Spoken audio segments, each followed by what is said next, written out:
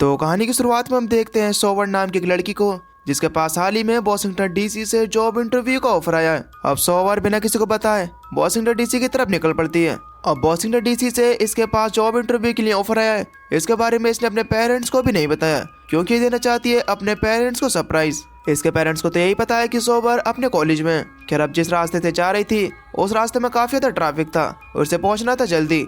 और बस इसी जल्दबाजी के चक्कर में बाइक से उतर कर एक दूसरा रोड लेती है।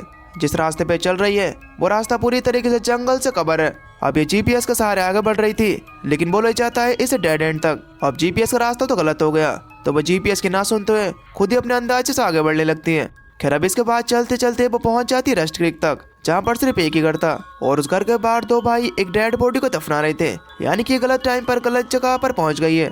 खैर, अब वो जैसे तैसे उस जगह से निकल कर आगे बढ़ती है और वो वहां पर पहुंचकर अपना मैप चेक करने लगी। लेकिन अब तभी वो दोनों भाई उसके पास आते हैं। उन दोनों को ऐसा लग रहा था कि सोवर ने उन दोनों को देख लिया डेड बॉडी को दफनाते हुए। इन दोनों भाइयों के नाम है बग और होलिस्टर। अब ये दोनों भाई सोवर से कहते हैं कि तुम खो गई हो क्या, चलो हम तुम्हारी मदद करते हैं। लेकिन सोवर उनसे साफ साफ मना कर देती है। तब वो दोनों भाई उतर आते हैं जबरदस्ती पर। अब वो होलिस्टर की नाक तोड़कर बग को स्टैप कर वहां से भाग रही थी कि तभी बग भी उसके पैर पर स्टैप कर देता है। लेकिन फिर भी वो किसी तरीके से उन दोनों से पीछे छुड़ाकर जंगल की तरफ भाग जाती है।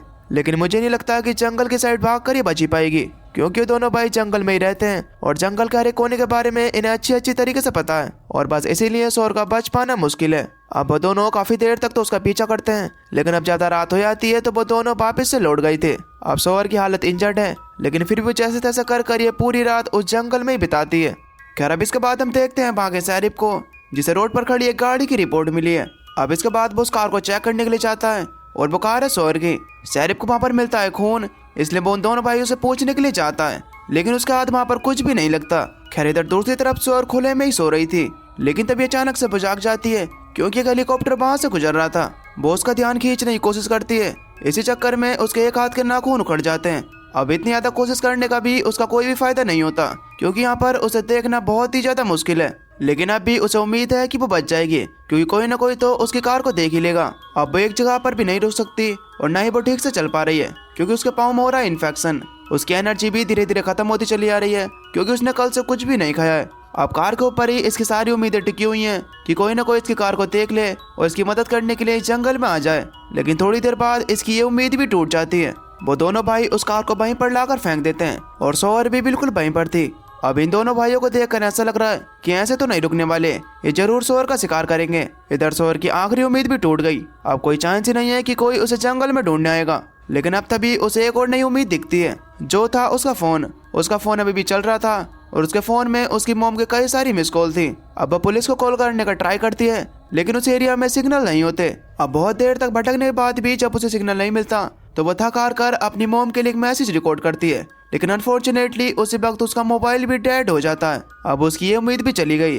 अब ये जंगल में बुरी तरीके से फंस चुकी है। वो किसी तरीके से हिम्मत दिखाकर आगे बढ़ रही थी, लेकिन अब उसकी बॉडी में इतनी ज्यादा ताकत नहीं है, वो वहीं पर बेहोश हो जाती है।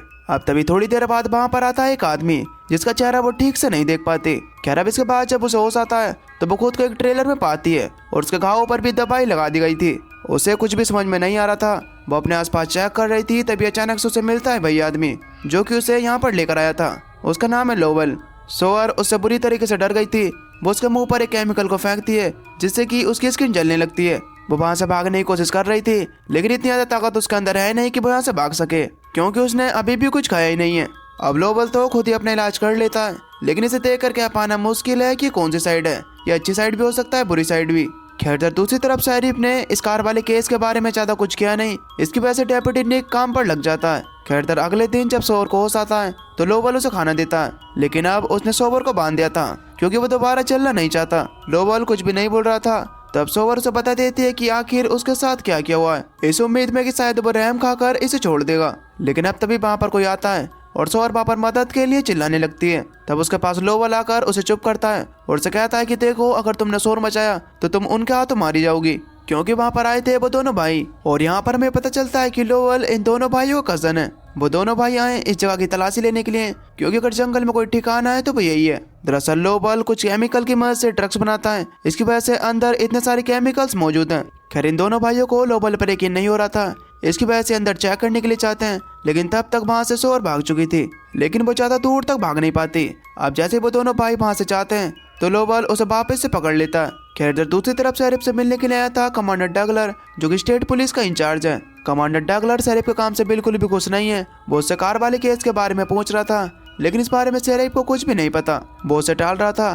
तब डेप्यूटी निक उसे बताता है कि उस कार के अंदर थी सोवर नाम की एक लड़की, जो कि कई दिनों से गायब है और उसके घर वाले उसके लिए काफी ज्यादा परेशान हैं। अब शेरिफ की अच्छी खासी क्लास लग गई थी, इसलिए अब तो इसे कुछ न कुछ करना ही होगा। इधर दूसरी तरफ इन दोनों की बातें चल रही थी। तब सोवर कहती है कि तुम मुझे जानबूझकर यहाँ पर रख रहे हो। लोबल उसे फ्री कर उससे कहता है कि देखो अभी तुम इस हालत में नहीं हो कि तुम यहाँ से जा सको, लेकिन अगर फिर भी तुम यहाँ से जाना चाहती हो तो तुम्हारे लिए पूरी आजादी है, तुम यहाँ से जा सकती हो। और अगर तुम्हें मुझ पर यकीन है तो तुम मुझ पर यकीन रखो। इस शनिवार को बग और होलिस्टर यहाँ से किसी काम के सिलसिले से जाएंगे, तब मैं तुम्हें टाउन में जाकर छोड़ाऊंगा। अब आगे तुम्हारी मर्जी है। अब जाने को तो वहाँ से जा सकती थी, लेकिन अब उस लोबल पर ट्रस्ट है। इधर दूसरी तरफ शेरिफ एक बार फिर से उन दोनों भाइयों से पूछताछ करने के लिए पहुँचता है। दोस्तों यहाँ पर होता है एक बड़ा खुलासा। हमें पता चलता है कि ये दोनों भाई शेरिफ के लिए ही काम करते हैं। स्टार्टिंग में जब ये दोनों भाई एक लाश को दफना रहे थे, उसे शेरिफ ने ही मारा था, और जिस ड्रग्स को बेचेंगे जिसे लोबल बनाता है वो भी इसी का बिजनेस है, यानी कि पूरे के पूरे मसले की जड़ तो यही है। खैर इधर दूसरी तरफ सोवर ने फैसला किया था कि वो लोबल के साथ ही रहेगी, लेकिन लोबल की बातें और काम थोड़ा अजीब है, इसलिए वहाँ पर सोवर एक फोक उठा लेती है खुद को प्रोटेक्ट करने के लिए। यहाँ पर लोबल ने भी ये देख लिया था, लेकिन वो उसको कुछ भी नहीं कहता। अब उसे इस चीज से तो पता चल गया था कि सोवर उस पर ट्रस्ट नहीं करती। खैर अब थोड़ी देर बाद वो दोनों भाई आते हैं सप्लाई देने के लिए, तब वो जल्दी जल्दी इन्हें यहाँ से भगाता है। इतने में सोवर बाहर थी और कुछ इस तरीके से वो अपना काम भी कर रहा था और सोवर को सेव भी रख रहा था। इधर दूसरी तरफ शेरिफ उन दोनों भाइयों से बात कर रहा था। तब डेप्यूटी निक उसकी सारी बातें सुन लेता है। अब वो सब कुछ जान गया और अब वो कमांडर के पास जाकर उसका सारे राज खोल देगा, इसलिए शेरिफ उसे दिन दहाड़े ही मार देता है और इसकी बॉडी को ठिकाने लगाएंगे वो दोनों भाई। अब कमांडर जब वहाँ पर पहुँचता है तो वहाँ पर उसे निक नहीं मिलता। इसके बाद वो मिलता है शेरिफ से।